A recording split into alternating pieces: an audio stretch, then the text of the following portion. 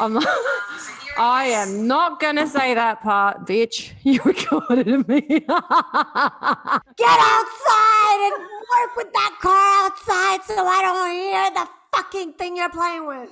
I said to them, like, money comes easy because it's what you put out, you get back. What you vibrate on is what you get back. How dare you not respect me? I am your mother. And if you're under my house, it's my rules.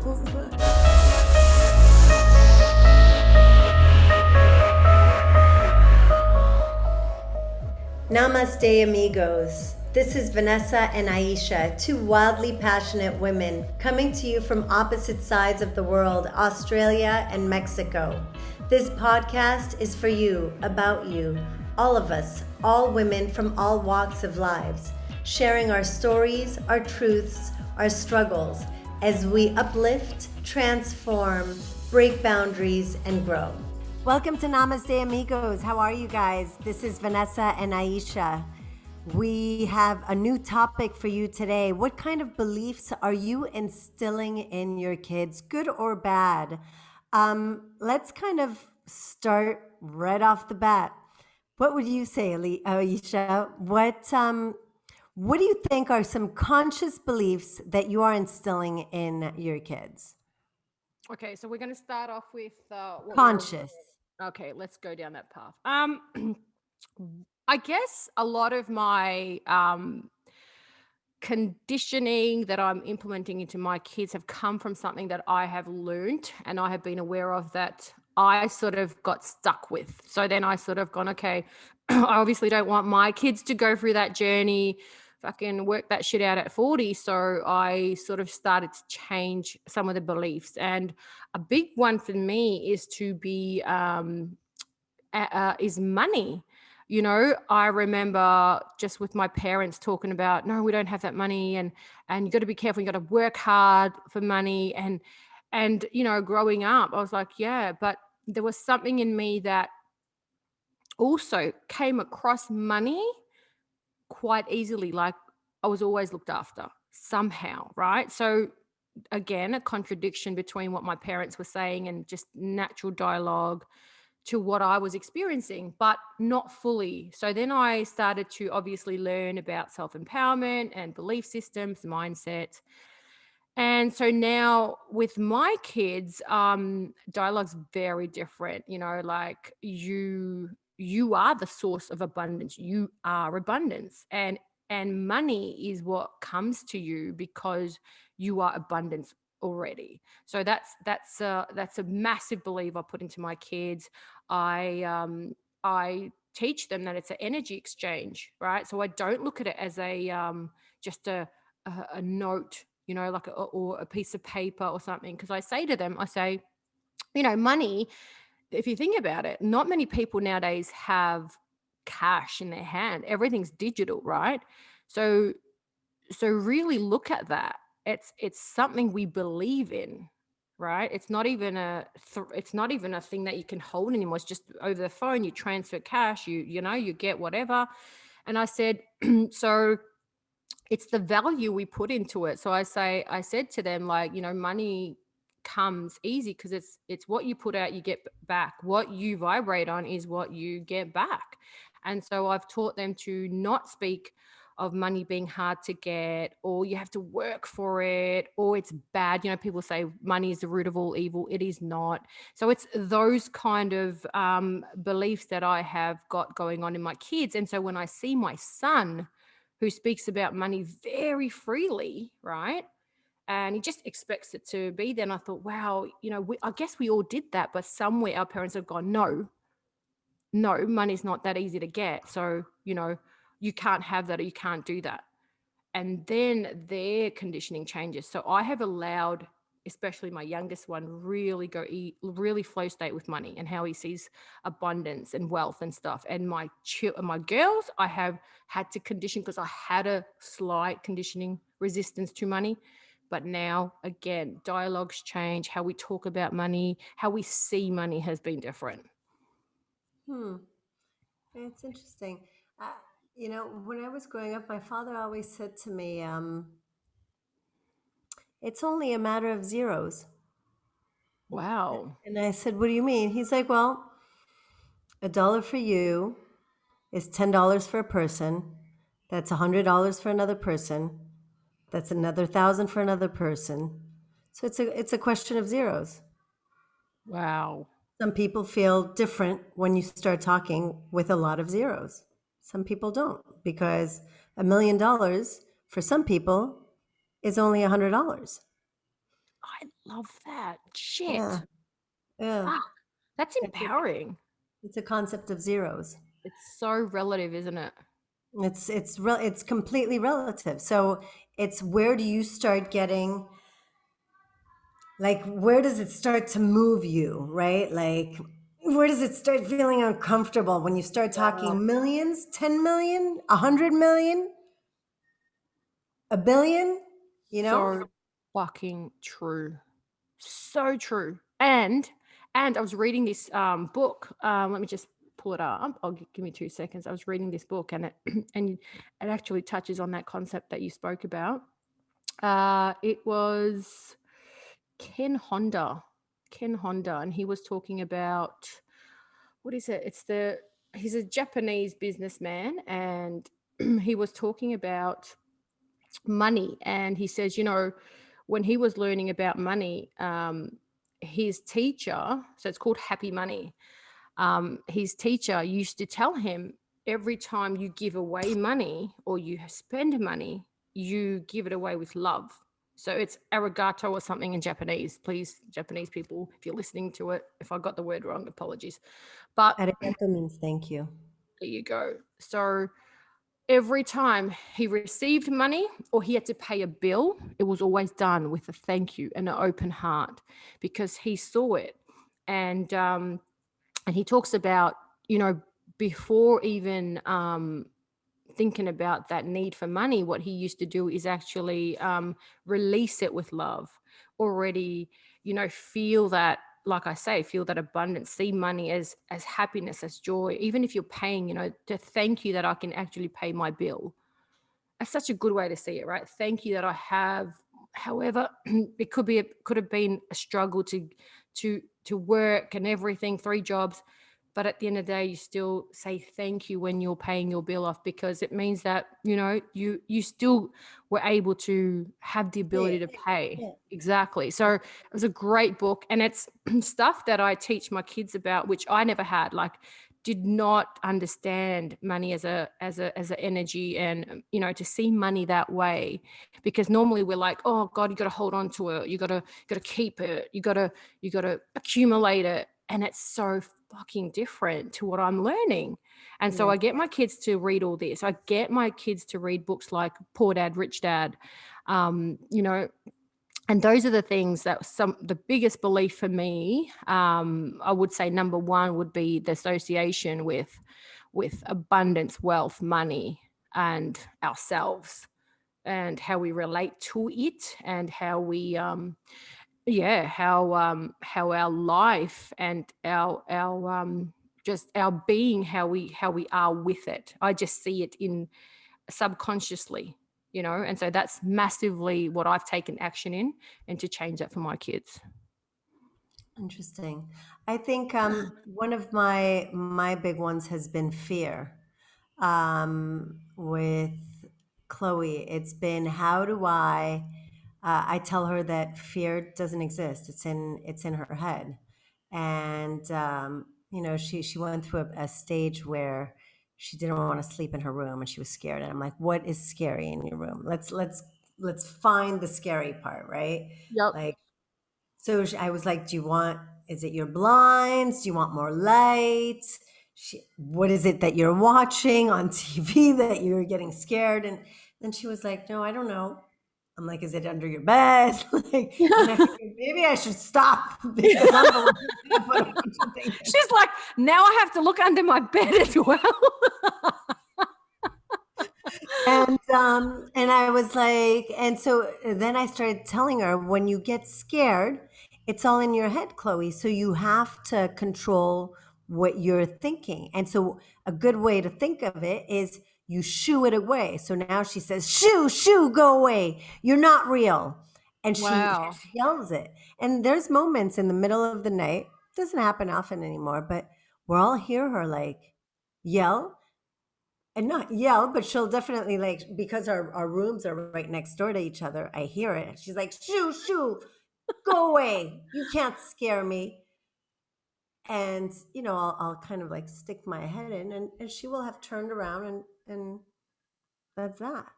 Wow. And I realized that what she's doing after is she's thinking of a happy moment.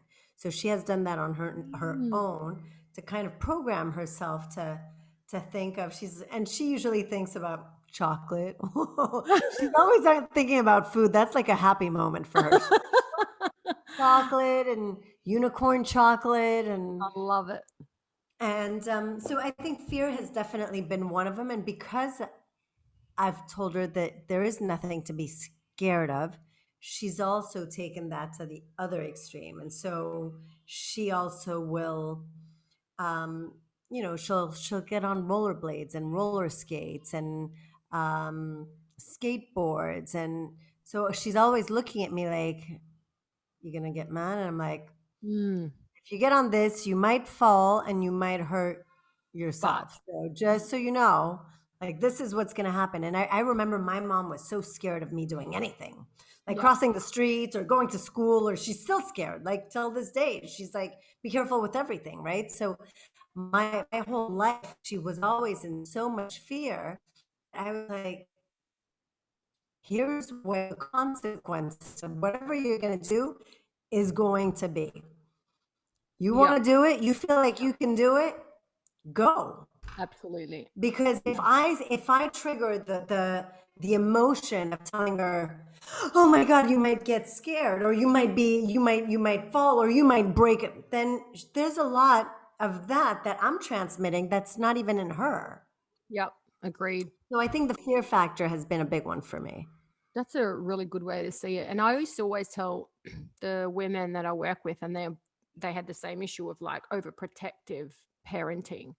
I used to say, would you rather watch them practice an activity over and over again, whether it's monkey bars, whether it's climbing a tree, from a calculated risk place, or would you want them to do it under pressure when all the kids are doing it, but you're not around and you have not allowed them to practice over and over again? And so they're going to be more scared because they're feeding off your fear, and then they're going to feel pressured to do something because, eventually kids are going to try stuff. And it's like, I would rather know practice is happening in the, leading up to whatever they want to do, because it's skill development. Like them trying that shit, it's developing their mental skill and also their physical abilities, so that's a huge one. Yeah. um Another one for me that I really really the belief that I broke, for my kids, that I did differently, was that girls can break rules. Girls can do shit their way. I had to really really go against my family upbringing, the cultural setup, society's expectations. And so I knew already that that was hard work. It was worth it, but it's hard work to go against that. So when I was raising my two girls, I knew that the belief that I was going to instill in them was that they were allowed to be rule breakers. Basically, they did not have to fit a mold. They were allowed to fail. That's a big Mm. one, that you were allowed to fail and you're allowed to try as many times as you want. Man, like I would rather my kid tell me that, hey, mom, I want to leave home. I want to try and live on my own, and go there fucking 5 times and come home fucking 6 times. But she's trying something. She's doing something. She's going out and trying to fucking be independent, stand on her feet, rather than, she does it perfectly, doesn't break the rules, but is so dependent on me. Um, the thing about failure, I watched a really amazing video with Tom Bilyeu, and he said it's amazing how human beings see failure and how an AI sees failure. So when they did this testing with an AI, right, and they they gave the AI an instruction to do something, but didn't give them the whole detail. That the AI was trying to move the joystick and sort of got not frustrated, but just moved it around, whatever, Right. and did it. And so it didn't actually achieve the thing. It failed. It failed.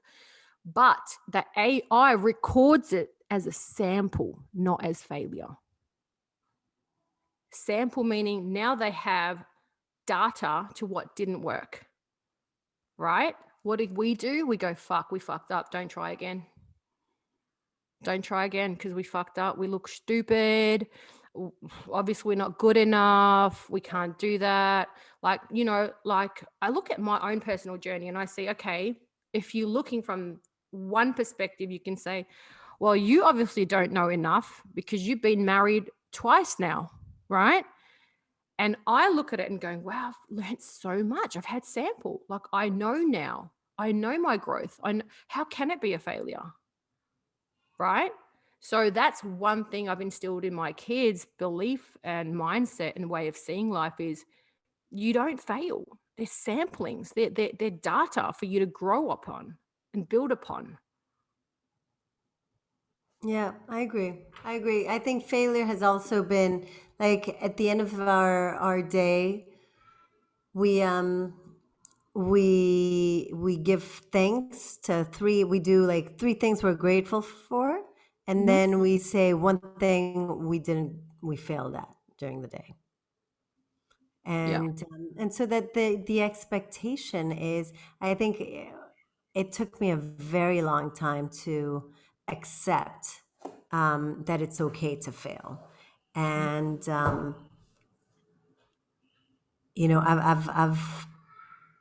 I've been working on my own for such a long time that I have failed a million times at a million different things.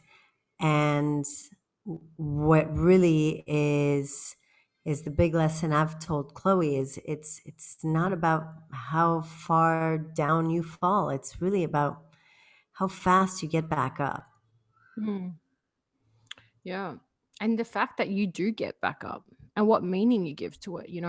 I think that's a massive one. So many people just don't begin. They don't even try. And that's sad. Like I would rather fail an experience and try and do over for the rest of my life rather than never ever try fearing failure. Yeah. What subconscious beliefs do you think you have instilled? Ooh, I would say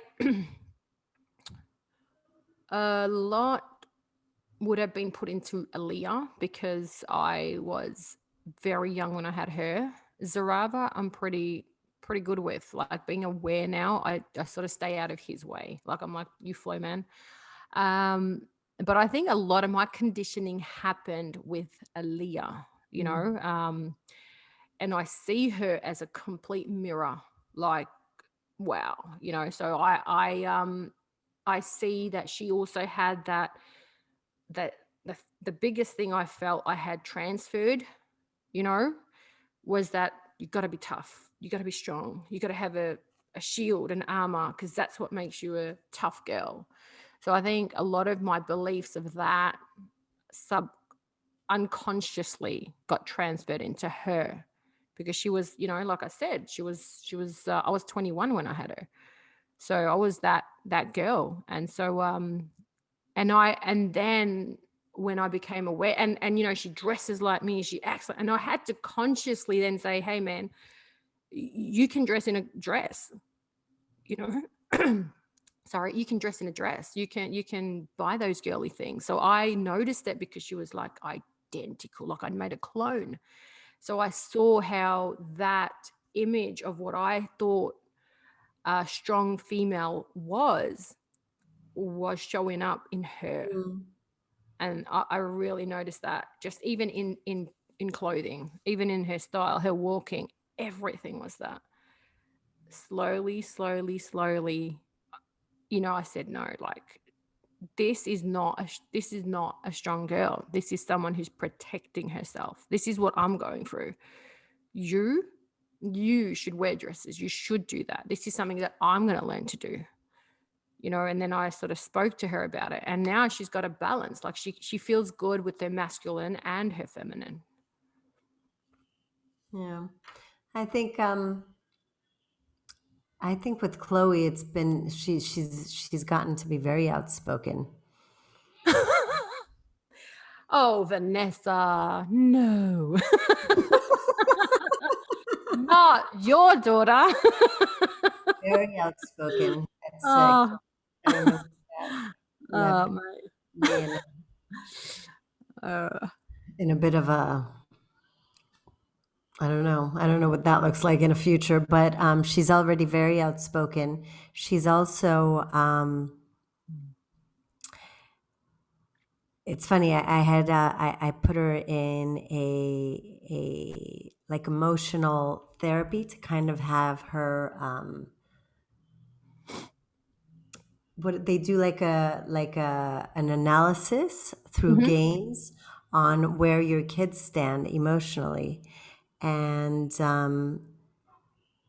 and there was, from what was told, a very much grounded little girl, but who was very strong, and who didn't particularly want to speak about family or draw her family on day one or two or three.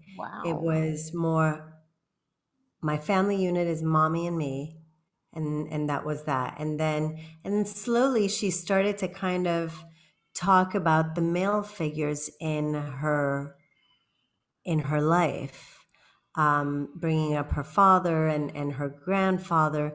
But I think because she has been with me from the beginning, and it's been a roller coaster of emotions.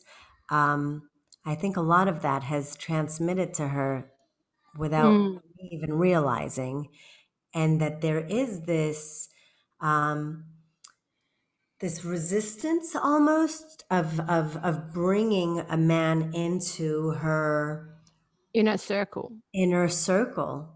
Mm. And so that's definitely something that I was a little, it's not always easy when you hear things Yeah. Yeah. that you're creating, right? And I was like, okay, so how do I not fix that, but how do I now implement her? And it's so funny because the therapist says, well, when you shift, she'll shift. Even that's hard to hear. It's like, what? That's super hard. Like Yeah. me? Me? And I said, well, yeah, I feel like I already shifted. What do you mean? I What do you moved mean? to Why hasn't she shifted? What's I wrong moved with to her? Mexico. What's wrong with her? And Oh, so, it was funny speaking to my ex about that, and saying, hey, when is it time for us to kind of start shifting so that she doesn't get the back end of us, right? So that she gets the front end, So it's interesting, I think, to see things that you're not aware, and all of a sudden they show up. grow up. And it's always in your kids. Like we both, Always in your kids. It's always in your kids. because And then you're it's sort of standing back and watching something. Yeah. Not, like it's hard to like turn it around and see it when you're in it, Absolutely. right? And if there's something that I recommend highly, Mm. especially for mothers that are going through a separation, and maybe it's not in the first couple years because obviously their kids are in it, but maybe 2-3 years down the line, is definitely getting an analysis of where your kids um, stand emotionally. And so these types of analysis, they're done, they don't speak to the parents. They immediately talk to the kids, and the kids are the ones that are through games being analyzed as they are being analyzed through their games, through their plays, and about Sure. 5 weeks of data comes up, and then Mm. all of a sudden, a perfect stranger is speaking to you about your child and Mm. what they are seeing. So it's such a neutral standpoint without the emotional charge of the mother, the father, that Mm. it really unfolds. And it's not easy to hear because it immediately shows you where you're at. Yeah, No yeah. doubt about it. But I think it's a really great way to also see where you're at and hear it, you know? Yeah, absolutely. And I think that's been a really responsible parent, because you have to put your ego aside and you got to say, hey, just because we are parents, we don't know everything. We can't fucking work everything out, right? And whatever help you feel you need, go for it. There's no shame in that, right? Like, I mean, this is for the betterment for all of you guys, like whatever I felt, whatever help I needed, however I had to adjust, it's for their betterment and my own betterment. So that's been a really responsible parent. It's to just create more conscious generations ahead. We can't continue like this. Yeah, absolutely. I so agree. And I think massive, massive shifts are happening though. I do believe that. Look at this conversation. It's like, can you imagine your mum and my mum having a podcast and going, so what kind of belief did you put into your child? They would go, what the fuck are you on about? Come here and I'll fucking smack you. Are you saying we didn't parent you right? Like, what? Get here. How dare you say I was wrong? How dare you not respect me? I am your mother. And if you're under my house, it's my rules. Bring me So the whip. I feel like shit's changing, man. Yeah, Like it is. It is. shit's changing. We weren't even aware of this. So just having these discussions and having awareness, consciousness is massive shift, Yeah. massive. So we're already breaking that friggin' cycle. Yeah. To our viewers, we'd love to know what kind of beliefs you are instilling in your kids. What's important to you? What do you think are some subconscious beliefs that you're not really aware of, but you kind of are aware of that are happening as you are watching your kids grow? Aisha, it's always a pleasure to be here live with you and to really bounce back on each other's stories and be able to rewrite all of our stories, because the more we speak about what's out there and what's real and what we make real, we also hear the stories that are out there, right? So I honor you and I appreciate you. And until next time. Thanks, beautiful Vanessa. Same here. Always love to have these conversations with you. They're real, they're raw. I'm sure all our viewers and our listeners can relate, and that's what we want. We want this show to be relatable, and it's like you're listening to us within the room, and I love that. I think we bring that to the table. So guys, massive thank you, and for all the support and love. And Vanessa, thanks again, baby.